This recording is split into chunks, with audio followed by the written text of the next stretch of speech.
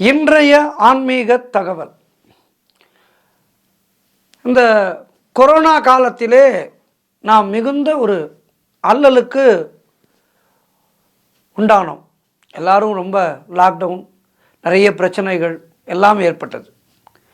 பெரும் தொற்றுக்கள் ஏற்படும் போது இது ஒரு சைக்கிளிங்காக 100 வருடங்களுக்கு ஒரு முறை இப்படிப்பட்ட பெரும் நோய் பாதிப்புகள் என்பது ஏற்படுவது ஒரு சகஜம்.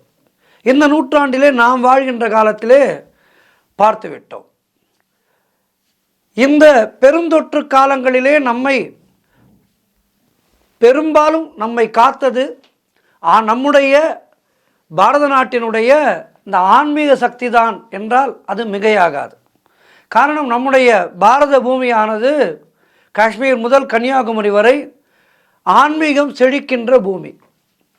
இந்த ஆன்மீகம்தான் நம்முடைய இந்திய நாட்டை ஒரு மிகப்பெரிய பாதிப்புகள் கொரோனா காலத்திலே இல்லாமல் நம்மை காத்தது என்றால் அது மிகையாகாது.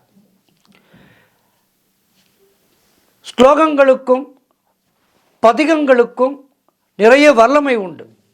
அவற்றை நாம் பக்தியோடு பாராயணம் செய்ய வேண்டும். மிகப்பெரிய சக்திகள் அதற்கு உண்டு. ஆகவே இன்றைக்கு நாம் பார்க்க இருக்கின்ற ஆன்மீக தகவல் என்பது அதை பற்றித்தான் நாம் பார்க்க இருக்கின்றோம். சுப்பிரமணியர் திருவிருத்தம். இந்த சுப்பிரமணியர் திருவிருத்தம் என்பது நோய் நொடிகளிலிருந்து நம்மை காப்பது. இந்த பதிகத்தை அருளியவர் யார் என்று பார்த்தால் தொட்டிக்கலை சுப்பிரமணியர் என்று பெயர். இவருடைய திருப்பெயர் தொட்டிக்கலை சுப்பிரமணிய முனிவர். இவர் ஒரு மிகப்பெரிய முருகன் அருள் பெற்ற அடியார், மிகப்பெரிய குரு. தன் மீது மிகவும் அன்பு கொண்ட பக்தர் ஒருவருக்கு இந்த குஷ்டரோகம் என்கின்ற மிகப்பெரிய கொடிய நோய் ஏற்பட்டுவிட்டது. ஒரு 100 வருடங்களுக்கு முன்னால் இந்த குஷ்டரோகம் என்பது மிகப்பெரிய கொடிய நோய். இப்போது அந்த நோய் முற்றிலுமாக அழிக்கப்பட்டு விட்டது.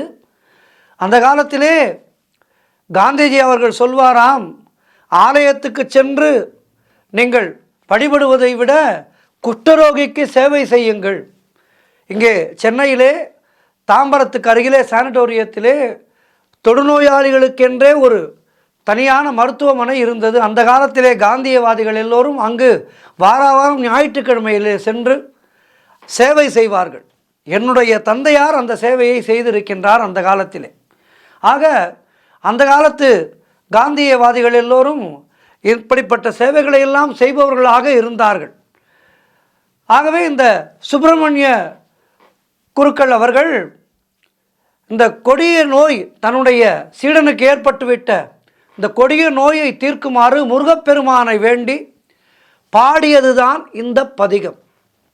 அந்த அன்பரும் இந்த சுப்பிரமணிய பதிகத்தை பாராயணம் செய்து நோய் நீங்கி தன்னுடைய வாழ்விலே சிறப்பாக வாழ்ந்தார் என்பது வரலாறு. ஆகவே இப்போது கூட ஏதேதோ புதிதாக கொரோனா போல் ஒரு வைரஸ் உருவாகின்றது என்றெல்லாம் சொல்கின்றார்கள். இவையெல்லாம் நம்மை தாக்காமல் நமக்கு எந்த விதமான ஆரோக்கிய கேடும் வராமல் இருக்க வேண்டும் என்று முருகப்பெருமானை பிரார்த்திப்போம். இந்த பதிகம்தான் இன்றைய ஆன்மீக தகவலில் நான் சொல்வது. இந்த பதிகத்தை அனுதினமும் பாராயணம் செய்து நோய் நொடி இல்லாமல், அதாவது நல்ல ஆரோக்கியம்தான் மிகப்பெரிய செல்வம் என்று சொல்வார்கள். ஆகவே அப்படி நல்ல ஒரு ஆரோக்கியத்தை பெற்று எல்லோரும் இன்பமாக வாழ்வதற்கு இந்த பதிகத்தை பாராயணம் செய்வோம். அது என்ன பதிகம் என்றால், கண்ணேறு வாராது பிணி அன்று சேராது கவலைப்படாது நெஞ்சம் கலியாது சலியாது நலியாது மெலியாது கலியென்றே பேயடாது விண்ணேறும் அணுகாது கர்ம வினை தொடராது விஷமச்சுரம் வராது வெய்ய பூதம் பில்லி வஞ்சனைகள் தொடராவிடம் பரவு செந்து மடரா எண்ணேறு சனனங்கள் கிடையாது காலபயம் எள்ளளவுமே வாராது இவ்வேளை கிறங்கியருள் தெய்வமுனையல்லாமல் இன்னும் ஒரு தெய்வம் உளதோ தன்னேறு கங்கை மலை மங்கை அருள் தங்கமே சரசகோபாலன் மருகா சதுர்மறைகளே தந்த பரமகுருவாய் வந்த சரவண பவானந்தனே, வெற்றிவேல் முருகனுக்கு அரகரோகரா. இது சுப்பிரமணியர் திருவிருத்தம்.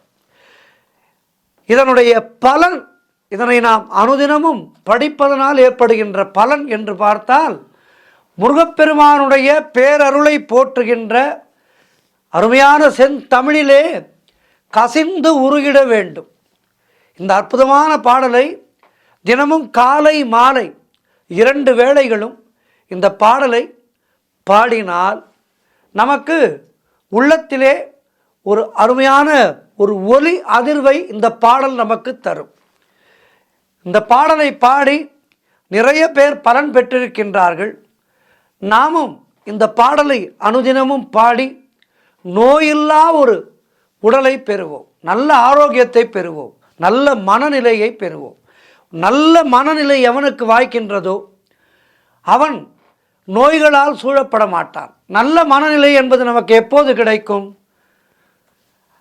இறைவனிடத்திலே நாம் அணுகும் போதுதான் நமக்கு நல்ல மனநிலை கிடைக்கும்.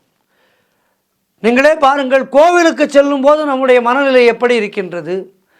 அதுவே மற்ற இடங்களுக்கு, உல்லாச இடங்களுக்கு செல்லும் போது நம்முடைய மனநிலை எப்படி இருக்கின்றது? கோவிலுக்கு செல்லும் போது மனம் ஒடுங்கும்.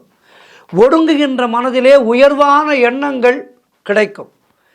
ஆகவே இந்த பதிகத்தை அனுதினமும் பாடி நல்லருள் பெறுவோம். முருகப்பெருமானுடைய கருணை எல்லோருக்கும் கிடைக்கட்டும். நோய் நொடியின்றி வாழ்வோம். நல்ல ஒரு ஆரோக்கியமே சிறந்த செல்வம். ஆகவே அந்த செல்வத்தை எல்லோரும் பெறுவோம். நன்றி, வணக்கம்.